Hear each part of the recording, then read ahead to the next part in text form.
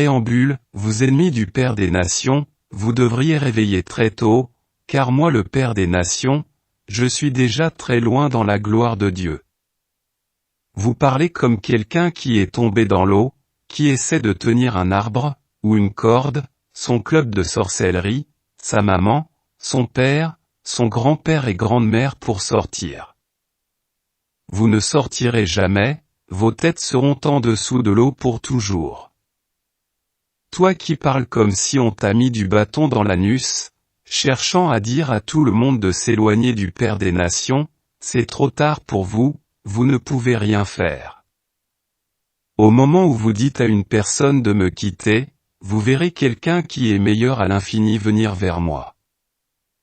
Mais plus on accablait moi le Père des Nations, plus les gens se multipliaient, s'accroissaient et venaient vers moi et l'ont pris en aversion les enfants de la sainteté. Regardez ces races de vipères, ils mangeront leur propre chair et ce qu'ils recherchent, ils ne le trouveront jamais au nom du Seigneur Jésus-Christ. Regardez comment leur bouche sente, allez chercher une brosse ou une tige de Nîmes pour brosser vos dents. Regardez comment leur bouche sente comme leur père qui est mort dans la consommation de l'alcool. C'est l'héritage de la malédiction que vous avez sur vous? Le voleur a vu la chèvre et a dit que la chèvre voulait le prendre. Dites la vérité telle qu'elle est.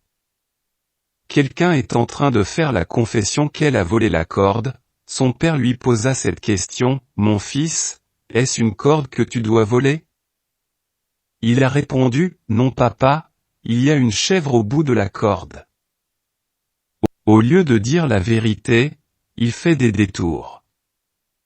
Tu voles une chèvre, en déclarant que c'est une corde que tu as volée. C'est ça qu'on appelle corde. Pourquoi ce verset de Proverbe 6 verset 34 vous fait mal? Car la jalousie met un homme en fureur, et il est sans pitié au jour de la vengeance. Qu'avez-vous dans le sang? Pourquoi il vous est difficile de dire la vérité? Quelqu'un est parti voler 75 000 francs chez un monsieur, il s'est dirigé ensuite dans une maison pour voler une chèvre. Au moment où il s'est penché pour voler la chèvre, les 75 000 francs sont tombés de sa poche. Le lendemain, il a constaté que les 75 000 francs sont tombés sur le lieu du vol.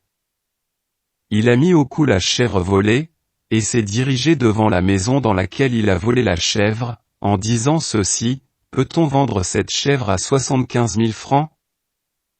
Non, non, vous deviez me rendre la monnaie, non, vous devez me rendre la monnaie. » Au lieu de dire qu'il a volé hier nuit la chèvre, et au moment du vol son argent était tombé sur les lieux du vol, il parle du reliquat de la chèvre. Qu'on doit lui rendre la monnaie. Tu peux bloquer tout le monde dans la sainteté. Tu peux dire à tout le monde de partir, mais dis la vérité. En disant aux gens que tu as voulu qu'on se couche avec toi et on a refusé ta demande. Dis aux gens que tu avais envie du pénis et qu'on t'a pas donné cela. Tu as envie qu'on te fasse du bijou, mettre ta langue dans la bouche du Père des Nations et qu'il a refusé. Dis la vérité. Si tu as bloqué tout le monde dans la sainteté, et ainsi que moi, le Père des Nations, est-ce là ma providence? Ne pourrais-je plus vivre avec ton blocage? Est-ce là ma nourriture? Avec cela, ne suis-je plus fils de ma mère? Ne mangeais-je pas quand je t'ai pas encore connu? Sais-tu quand la sainteté a débuté? Quand es-tu rentré dans la sainteté? Vous dites que vous êtes sorti de la sainteté, quelle vie menez-vous pour Dieu? Regardez comment vous êtes pauvre plus que la souris dans l'église. Vous n'êtes pas encore en enfer mais regardez comment vous souffrez plus que les gens de l'enfer, arrivés en enfer, que deviendrez-vous?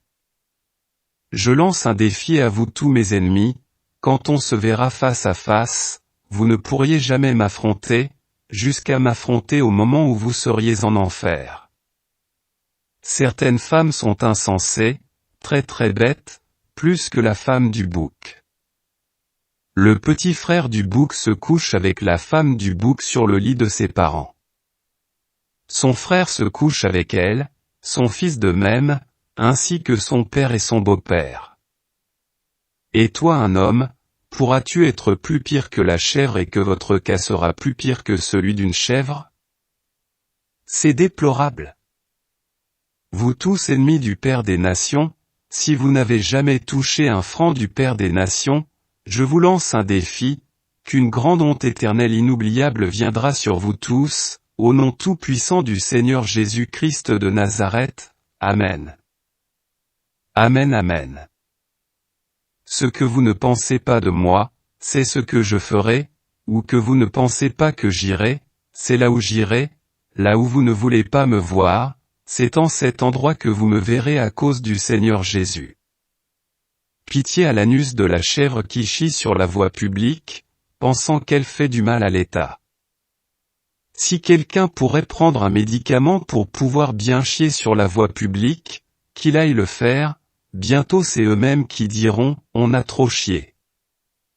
Aidez-nous, on n'a plus du sang, on est devenu anémié. Combien êtes-vous, chèvres? Que pourriez-vous faire à la voie publique? Le Père des Nations l'apôtre Gabriel Dédé Gizem. Shalom, shalom.